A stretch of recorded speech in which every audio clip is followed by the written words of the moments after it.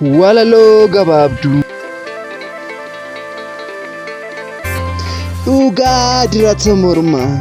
Dubbadhee hin callisu, beekee hin callisu, wallaalee hin balleessu, jiraadhee hin daangessu.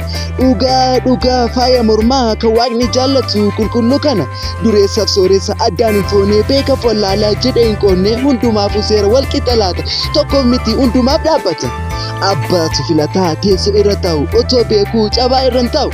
Eenyura inni dhandhama wallaalee dhangaga'aa nyaatu bofa jedhee lootu dheessee bofaan hiddamu. Abadan ifa wallaalee dukkanatti hin galu. Karaa nadda ba'ee dura koo jira kan na oofu filannoo mataa kiyya mukti jallaan guddina maal qabaa qeexxa'ame tabiddaan gubama. Jireenya fuura waliin gabbatee qajeela gammachuu yartuun qabu barumaan seeqa. Ormi seenuu gola abbaan ijaare faallaa dhoksaa hin qabu dhugaarra hundaa'e. Miil tokko karaa dheeraa jajjabeessaa mogolee kiyya laafina koofuufna waan hundattuu abdii kiyya. Isa tarkaa qaba itti beeka rakkoo namaa hin ilaala dadhabbii namaa haqaan kenna mindaa namaa. Isa tarkaa qaba itti beeka rakkoo namaa hin ilaala dadhabbii haqaan kenna mindaa namaa.